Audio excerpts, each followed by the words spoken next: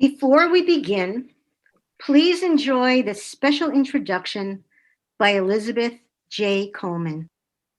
I'm speaking to you from New York City, and I wanted to acknowledge that New York is located in ancestral Lenape homelands, and to recognize the long-standing significance of these lands for Lenape nations, past and present.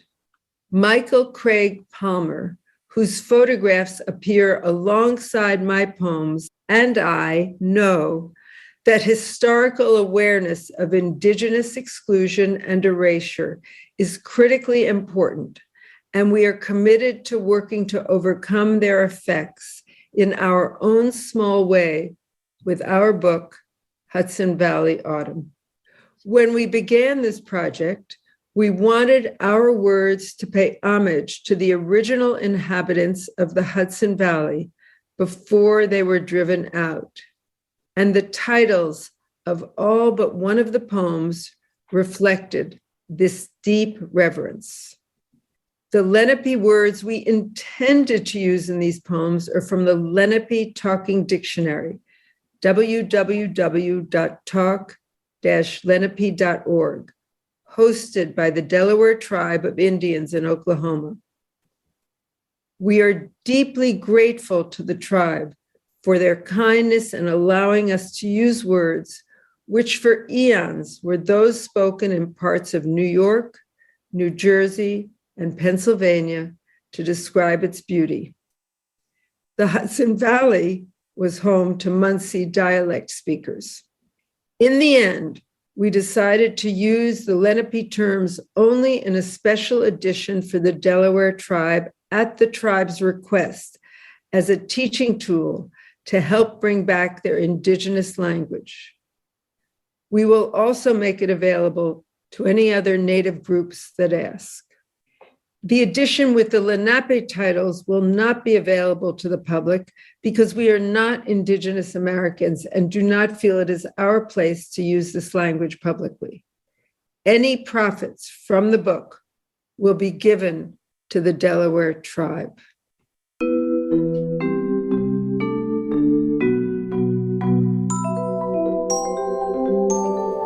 And this is WIOX Community Radio.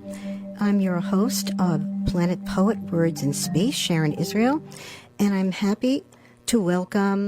very happy to welcome poet Elizabeth J. Coleman, a returning guest, and a new guest, photographer Michael Craig Palmer, to discuss their new and beautiful book, Experiencing Autumn. Hi, Elizabeth. Hi, Michael. Hi, Sharon. Michael, you there? Hello, Michael? Can you hear me now? Oh, yeah. Okay, good. So I'm here. I'm ready to go. Wonderful, wonderful.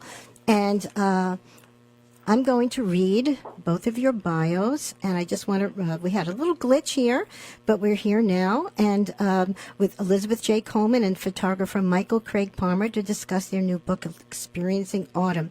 And here's Elizabeth's bio. Elizabeth J. Coleman is the editor of Here, Poems for the Planet, Copper Canyon Press, 2019, with a foreword from His Holiness the Dalai Lama. She is the author of 2 poetry collections published by Spite and Dibble Press, Proof and the Fifth Generation, and translated Lise Leninsky's sonnet collection Pythagore Amoureux into French, Folded Word Press, 2016. Her poems have appeared in many journals, including Colorado Review, Rattle, and Bellevue Literary Review, and in a number of anthologies. Elizabeth, for many years, was a public interest attorney, received an MFA from Vermont College, and for over 20 years, she's taught mindfulness in a number of settings. She is also an amateur classical guitarist. I've had the pleasure of singing with Elizabeth as a duo for a while, who performs for patients in hospitals, and she's a watercolor and collage artist. She's the grandmother of 4 and lives with her husband in New York City and Big Indy in New York. And her website is elizabethjcoleman.com. And Michael's bio is, Michael J. Palmer is a photographer who has explored the architectural legacy of the German Jewish exodus from Germany in the 1920s and 1930s. At the beginning of the COVID-19 pandemic in March 2020, he was unable to continue with architectural projects. Luckily, in September 2020, he was invited to join the Hudson Valley camera excursions hosted by the noted photographer Jade Doskow of Peekskill, New York. Over the 3 months of autumn 2020, Michael photographed the vibrant and changing fall colors up and down the Hudson. In the snow and cold of January and February, he assembled these pictures into the statement of life's continuity from season to season, year to year. And yeah, so that really is a great introduction to the book. And both of you have had a very interesting and expansive collaboration. But before we talk about that, Michael, how was that foray with photographers during this time? Well, there was a group of photographers who'd been getting together, I guess, for a while before I got involved. And I had been working with Jade. She was really sort of a mentoring activity I was doing in photography. And she had mentioned to me in an email that she has this group, and perhaps I would like to join.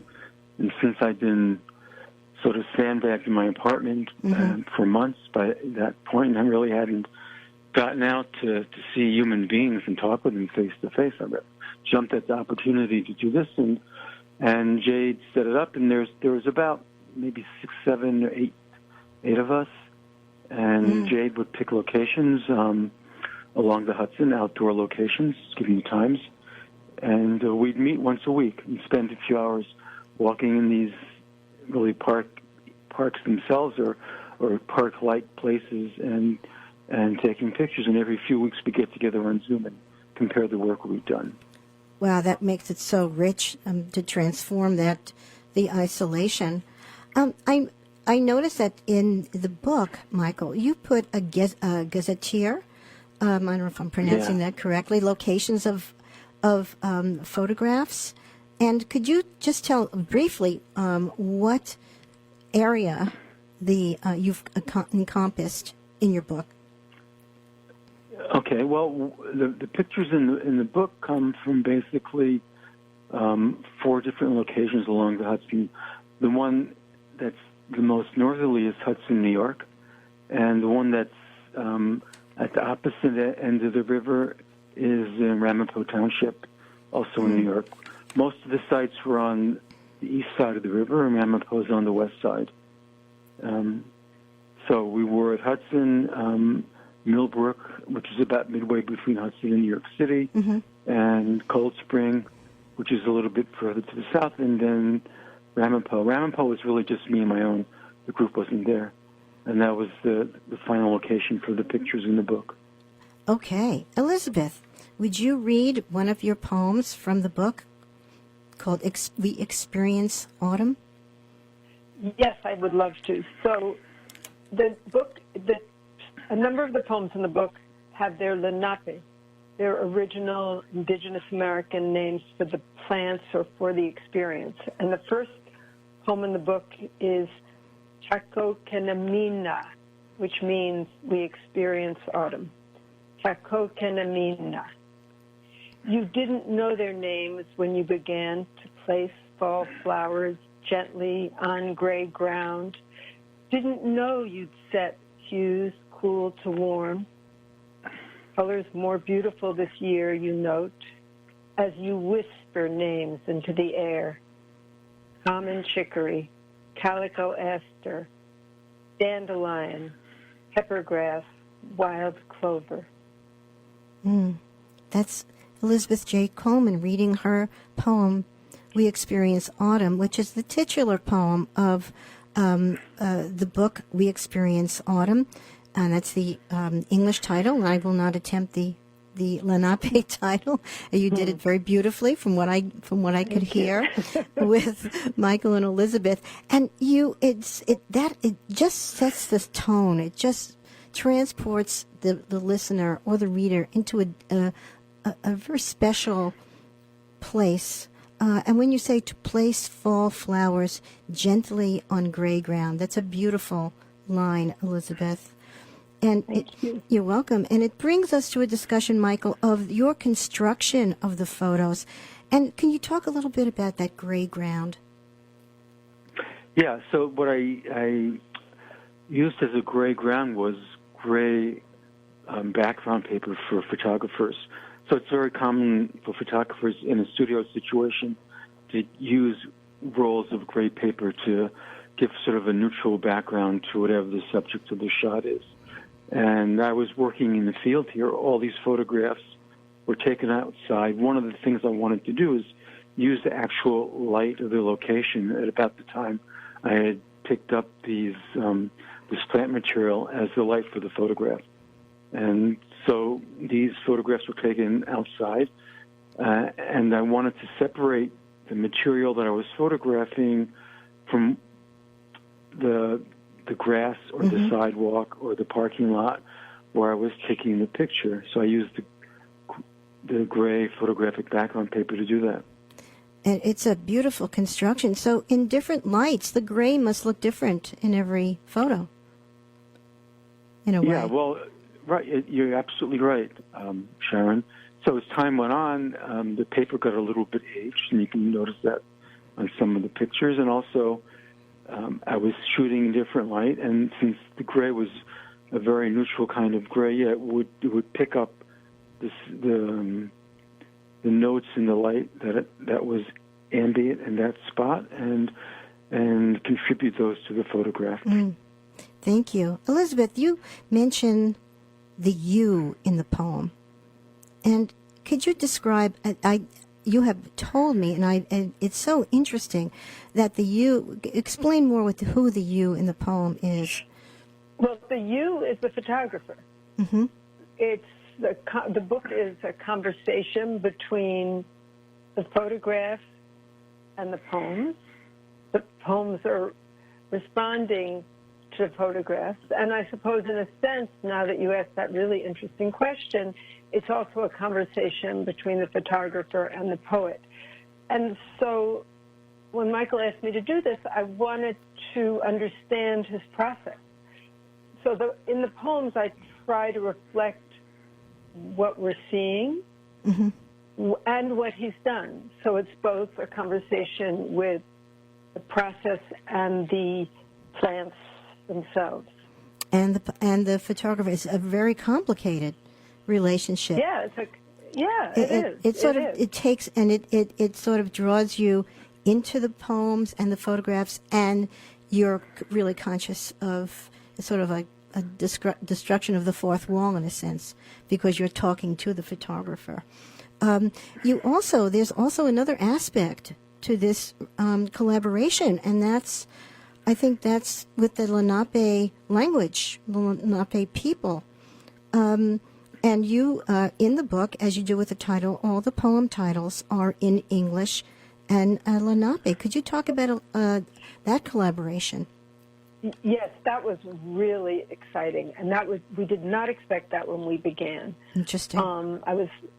Michael asked me to do this, and I was thrilled, and to write the poems for these photographs, which I love, his photographs. And I was working on them, and I tried to make it almost a meditation on each photograph. I just would sit and stare at it and try to see both what it conjured for me and to really picture what I was seeing, like really absorb what I was seeing. And as I was looking at it, and as we were talking about these photographs being taken in the Hudson Valley and these plants in the Hudson Valley, and I began to do research on the plants to identify them, and to identify them with Michael, I had this occurred to me, I was thinking, these plants, the native plants, were there for eons, and the people who lived with these plants and loved these native plants were not us. It was the Lenape people, the original inhabitants of this land since the Ice Age. And so I wanted to respect that. We wanted to respect that, and it was kind of an homage almost to the people whose names these plants should have. Well, that's also a tribute to your mindfulness also, that your meditation would lead Yeah. you to this. And Michael, you acquired, is this early on in the process, you acquired an Lenape talking dictionary? Yeah, that was after the photography was done, and after there was a draft of the book. So we were interested in the cultural context for the plants. So after I had finished with the photography, I wanted to find out names for the plants. I didn't just want pictures of plants and then no context at all for what they are, where they come from, where they belong. So I got in touch with the county agents, the county agricultural agents, up and down the Hudson River. So each county, more or less, has an agent who is responsible for educating people and enhancing their enjoyment of nature and agriculture. And several of them were very helpful. They gave me both the common names and the Latin names for these. So I had the plants in two contexts. I had them in the scientific context, and I had them in the common everyday context, like a sweet gum tree or something like that, or a maple or an oak. Now, I think when Elizabeth and I were looking at them, that was part of the package we had in front of us, and Elizabeth had the insight and the realization that, well, there's a lot more than Latin names and American English names for these plants.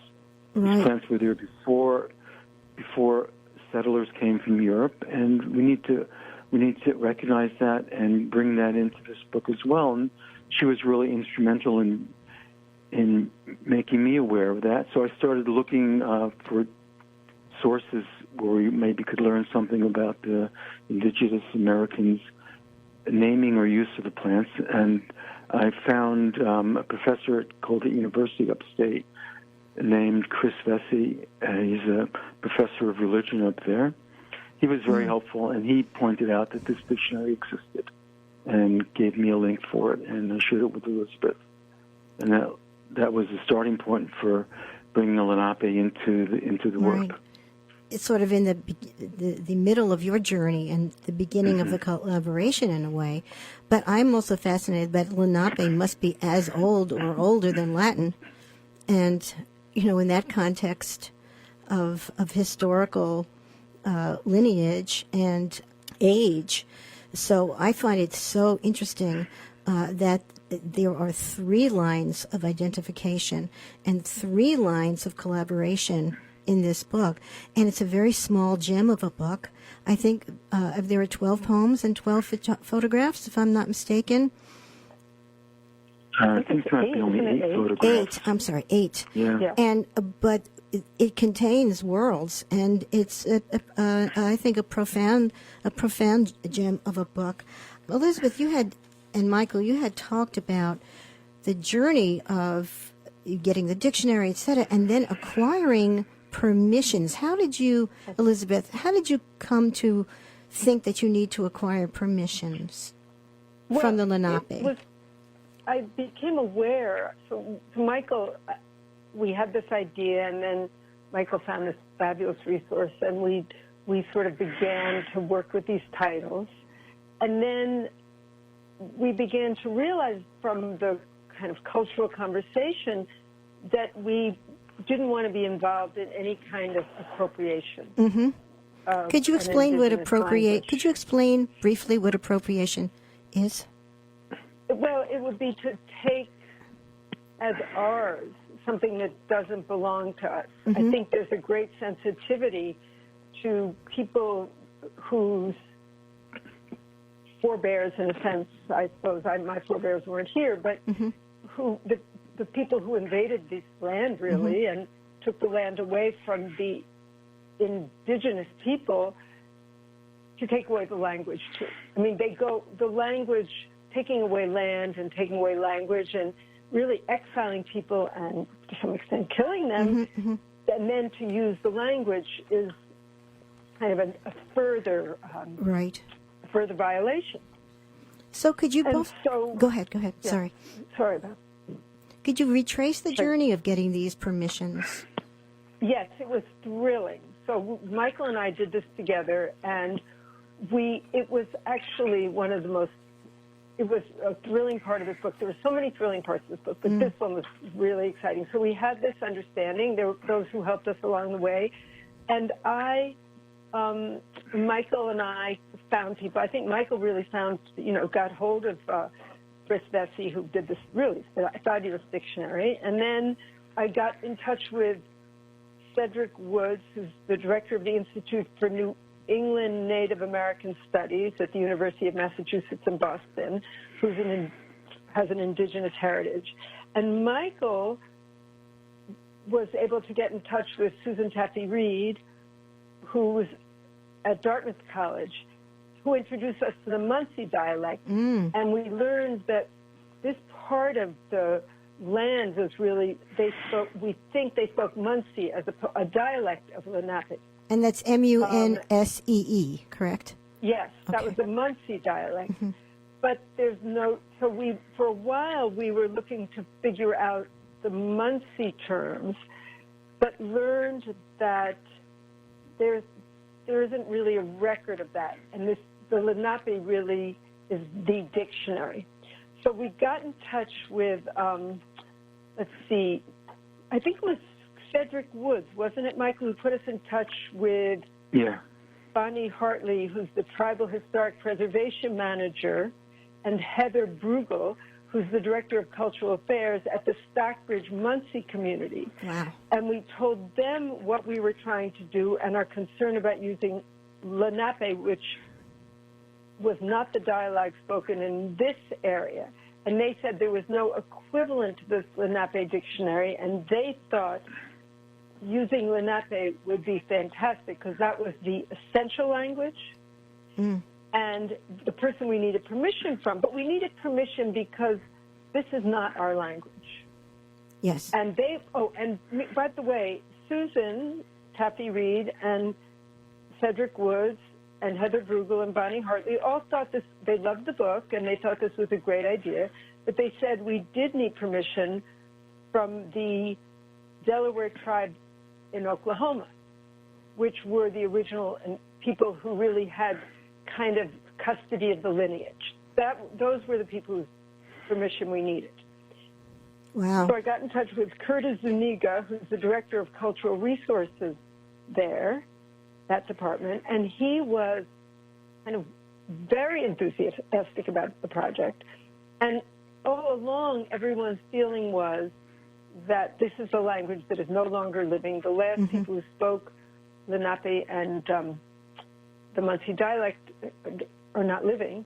And while they're trying to teach it and instill it, it is not a living language. And they felt this could be of use to them in helping to teach it. Yes. Perfect. Yeah. So they were, I would say they were we were worried about sort of offending and presuming and appropriating. And because we asked permission and expressed our sort of that we wanted to pay homage and to respect this, they were very enthusiastic. What a journey. Michael, how long did this whole process take? Elizabeth and Michael, of getting these permissions, a couple of months? No, it took more than a couple of months. It sounds like a lot of work. I would guess, I think we started last January, January 2021, and so Elizabeth probably took us the better part of 6 to 8 months to go through the whole process and contact everybody and bring everybody on board. It's so exciting. Yeah. You two must feel different about the book now after doing all that and getting permissions and contacting people of the Lenape and Muncie descent. Yeah, I mean, I think for us it was just this wonderful education. I also have to give a shout out because along the way I read Paisley Reckdahl's book, Appropriate, which is a wonderful, she's a terrific poet, and she wrote a book about cultural appropriation called Appropriate that I read. And I also went to a class she taught on it, a 2-hour class she taught on it, and and then reading that helped us feel that what we were doing was respectful. We were not trying to appropriate. We were trying to be helpful. And it was just, there were just so many reassuring sort of signposts along the way. It was incredible, really. Well, thank you. It's a really interesting interesting process. And you are listening to WIOX Community Radio, live and local on the Catskill Mountains at 91.3 FM and MTC Cable Channel 20, and on 107.5 FM on the campus of SUNY Delhi. I'm Sharon Israel, your host of Planet Poet Words in Space. It's my great pleasure to have poet Elizabeth J. Coleman and photographer Michael Craig Palmer here to discuss their collaboration and their new book, Experiencing Autumn, which is a wonderful title because you're experiencing it, the reader's experiencing it, and experiencing it on many different levels. Elizabeth, would you read two poems, Berry Branches and He Gathers Seeds? I would love to. Thank you. Berry branches. How to celebrate plants that do not belong, have no Lenape names. Japanese barberry, common privet, Asian bittersweet. You admire deep blue, red orange, oval round. Admire their protective thorns. Oh, and then I'll read He Gathers Seeds. Sorry. Thank you. He Gathers Seeds has the Lenape title and then the English title. Mean hay. He gathers seeds. You place sweet gum tree pods, the small wing seeds inside, like lovers stretched across the bed. Then, as you did with the others, you return these southern tramplants to their Lenapehoking forest home. That's beautiful. That's Elizabeth J. Coleman reading Berry Branches and He Gathers Seeds. I love that line, like lovers stretched across the bed. You bring humans into it in a very odd way. I really love that. Michael, could you talk a little bit about those two photographs?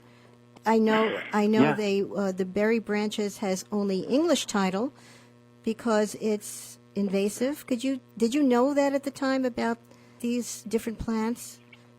No, I didn't really understand the origins of the plants. I collected the berry branches and the sweet gum seed pods in Ramapo about a year ago, and at this point in time it was, I think, early December or so, and the leaves were gone, and we were left with plants prepared for the winter and wintering over. So for me, different kinds of colors, different kinds of shapes and textures in a very different light than we had in, say, early October or late September. And I picked the berries and put them together because it made a statement about winter to me that I liked. The idea of taking the fruits of one year and carrying them over through the hard times to the next year. And the color and the light, the way the different berries reflect or refract light was of interest to me. And then when Elizabeth started doing research on the Lenape names and would work on her poems, it became clear that these plants actually didn't belong in Ramapo. They were. I think these are really ornamentals that were brought up for people's gardens. And Ramapo is a very suburban place, and they had escaped from gardens and established themselves. It's really along a little creek there, and were growing and prospering there. Maybe metaphorically a bit like people who had displaced the Lenape who had lived there once. And on the other one, this was, I think, actually this is about the same, maybe the same day. And this, of course, this is radio, you can't see it, but this is a very stark picture. We've got two seed pods there against a somewhat dimpled gray background. And again, the light is a winter light. It looked like winter. And I thought there was the earlier pictures were more of abundance. This is really, with two brown seed pods, a picture of scarcity. And I thought it was a good place to end the series of pictures. Very beautiful pictures, so evocative. And listeners, I wish you can see them, and you will be able to see them soon when you can get the links to the to the book that Michael and Elizabeth will provide. And he gathers seeds has a Lenape title. I thought it's so sensitive because it's an adaptive plant, and so it didn't overwhelm the environment, I assume. And Exactly. And Elizabeth, would you read Maple, another poem? Sure. Maple. And Seekamus. Maple. Your eye tries to take in speckled yellow on the left, but is riveted by 2 red leaves at right. What does this deep scarlet remind you of? Is it a ruby or the outside of a barn? So visual, so beautiful, Maple. And the photograph, Michael, is Elizabeth really captures the visual of the photograph of these leaves very carefully placed. Could you talk about how the poem reflects the photo design a little, please? As a photographer, I felt that Elizabeth really captured the essence of what I wanted to do with this photograph in her words. And I'm glad that she's getting a chance to read it today, because it does, for the person listening to a radio show, I think it says what the picture is all about. It's very visual, absolutely. Yeah. And the colors are spectacular in the photo. And we've talked about this before, that the leaves are placed. This is not your normal, your landscape photo of a tree or a shrub, or you place them very carefully on this gray background, as you had said, like a still life or a collage. And either one of you would comment on that, please. Or Michael first, and then Elizabeth. Yeah, sure. I'd be happy to say something about that. So, as I mentioned at the beginning of our conversation today, this was a group of photographers taking pictures along the Hudson Valley. Now, everybody in the group went with their camera, taking photographs of the fall. I went with a little plastic bag and left my camera in the car. And while my friends were taking pictures, I was picking up things on the ground, like leaves or flowers. And then once I had a bag full, I went back to my car, spread the gray paper out, and set up my camera and sort of dumped the leaves out on the gray paper, and then would just sort of intuitively, or sort of from an inner feeling, arrange them in a certain way, exclude some, move some around a little bit, and whatever turned out, and I shot it, and that's what we've got here. And so you set up the shot like right near your car? Yeah, right next to it, like, a tailgate picnic. I put the tailgate up, pulled out my tripod and the paper, took out some water bottles to weight down the edges of the paper, and looked for the light and tried to keep my shadow off the field of photography, and then made some exposures. Did anybody else, any of the other photographers, say, "Wow, well, that's a great idea. I'm going to do that"? They gave me sort of sideward glances, like, we're here to take pictures, not to play with leaves and paper. Oh well. But when the pictures were done, people appreciated them, so that was nice. Well, you took a genre, you took it apart and put it back together again. Elizabeth, I know you do collage. Could you talk a little bit about these photos as collage?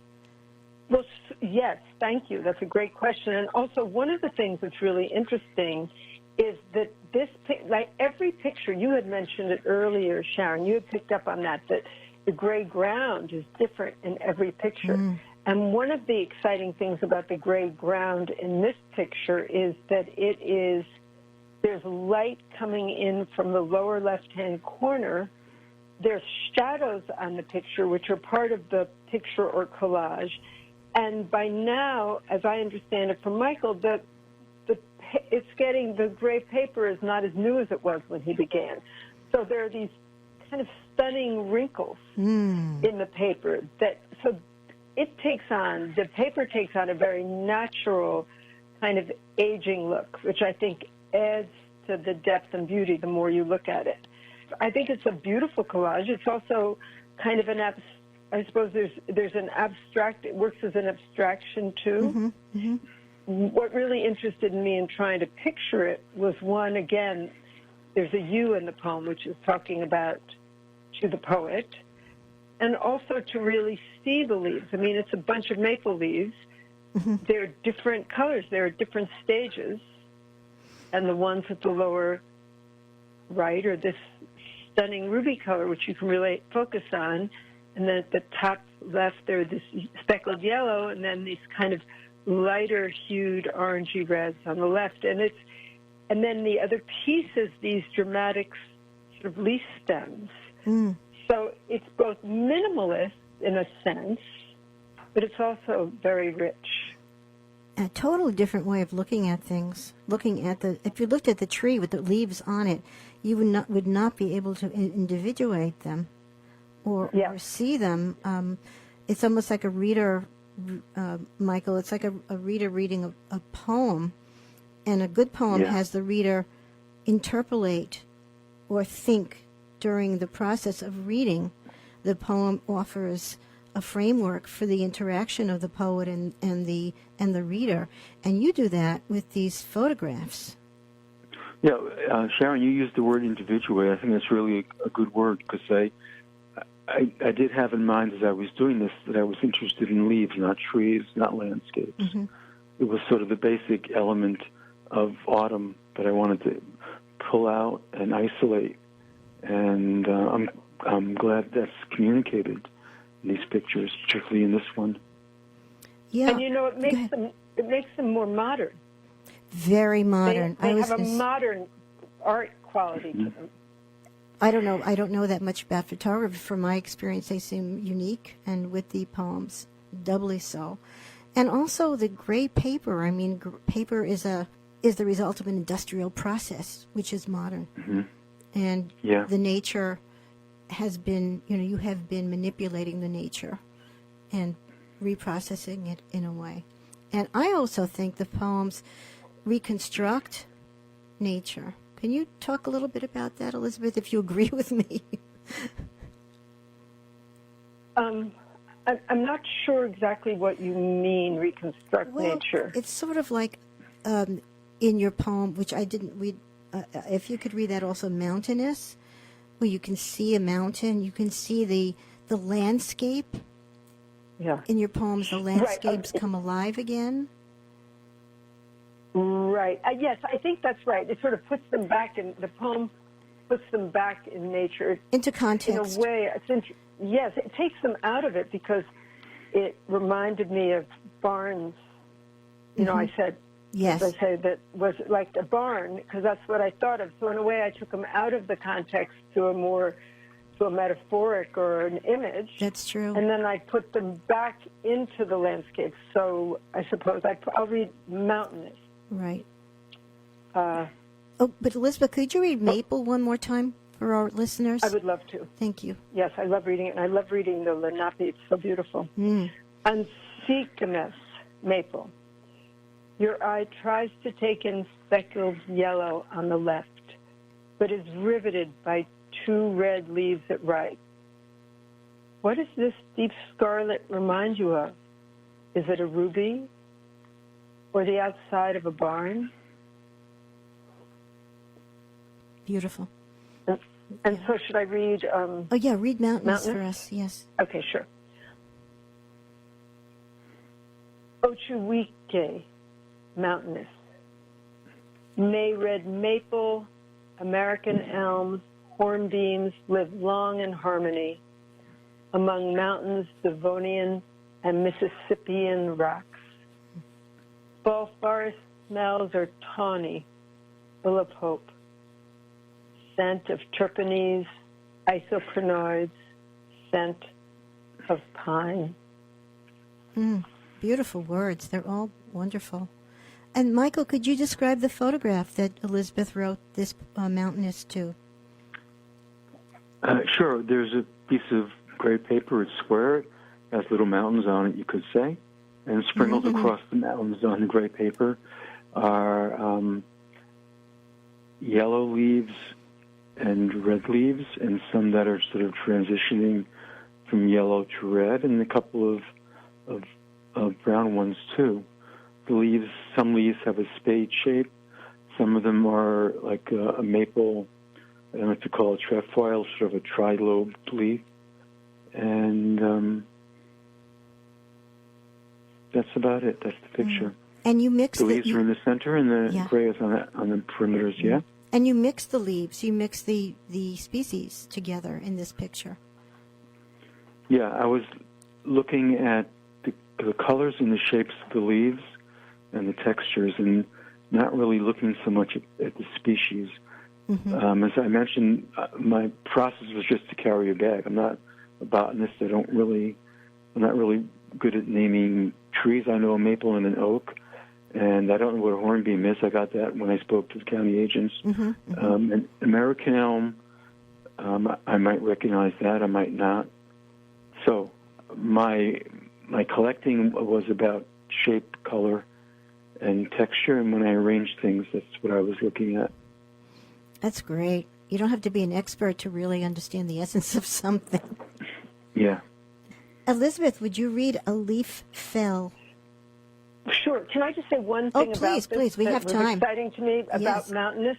Yes. Was that, so you notice this poem has a Lenape name, which means these trees were there when the Lenape people were. Mm-hmm.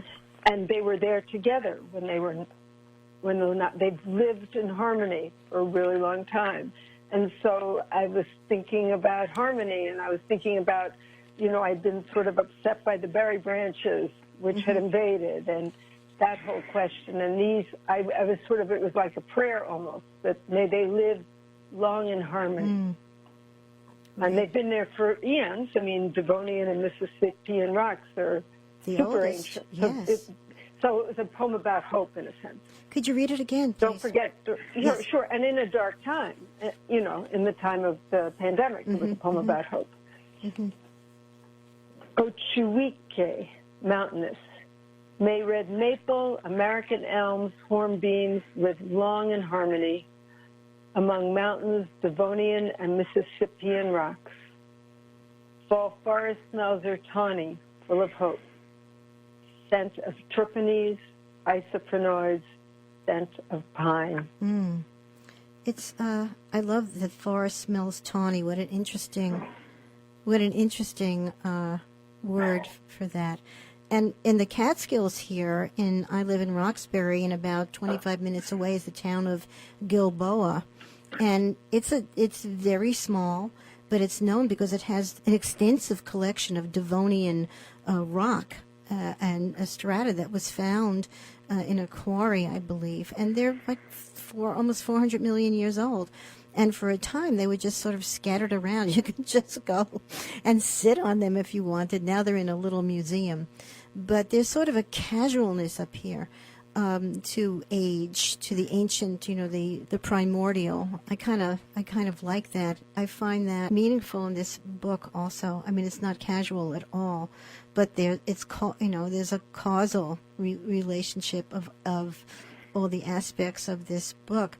I love, Michael, that you just put things in a bag that you found were interesting, and then then created this really remarkable history, natural history, without having to understand the names at first, etc. Yeah, it was a different kind of experience. There are different kinds of landscapes. So one of the things I was responding to is that when you look at a Hudson Valley or a typical landscape, even of another location, mm-hmm. you might see trees, individual trees. You'll see mountains, rivers. Really, the geological aspects that Elizabeth mentions in this poem called Mountainous. But the granular level, the level of sort of elemental pieces of color, mm-hmm. the leaves, you don't see.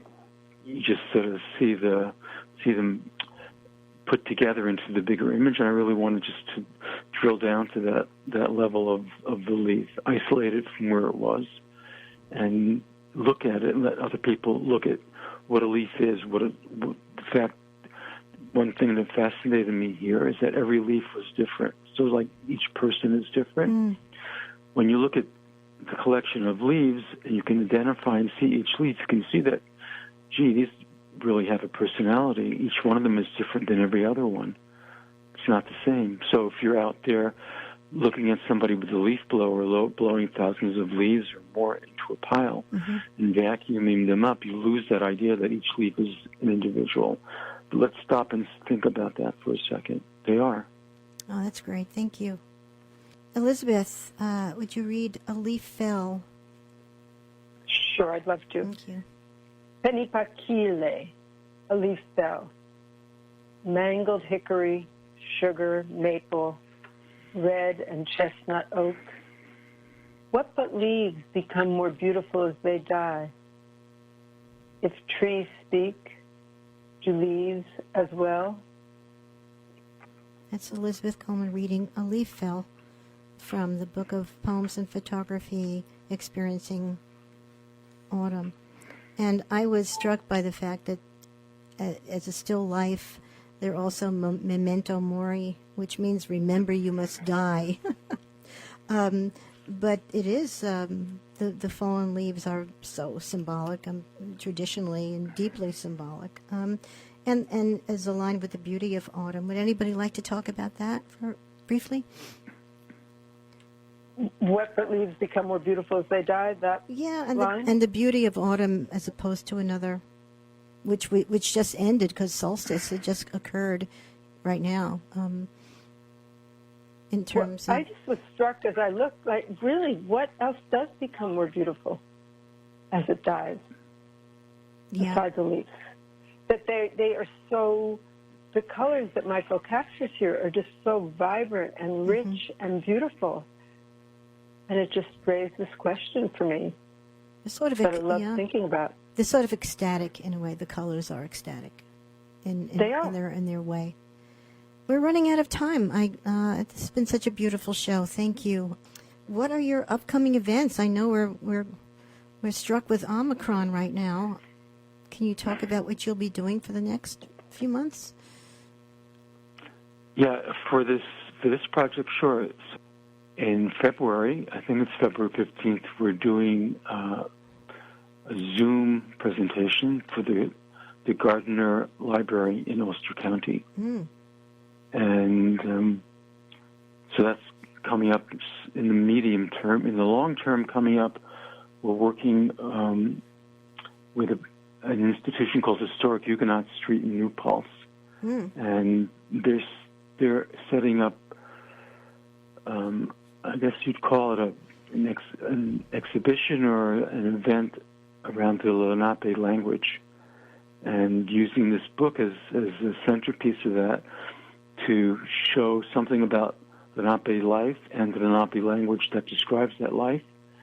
The Native American terms for these really very ancient plants that lived in the Hudson Valley before settlers came from Europe, maybe even before Lenape were here.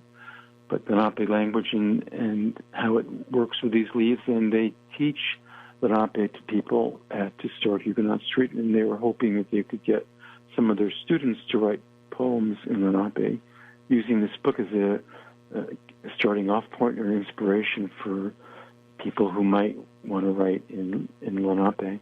That's wonderful. That's the kind of thing we were really glad to have sparked. Well, that sounds great. To find out more about these events and the upcoming and the book, your book, Experiencing Autumn, how can listeners get in touch? Michael and I are going to put more information about it on my website. Oh, great. Which is www.elizabethjcoleman.com. And we plan to put together a page there. Oh, exciting. On the book. Well, thank you so much, Elizabeth and Michael, for such an interesting, meaningful show. Appreciate it. And thank you so much for listening, everyone.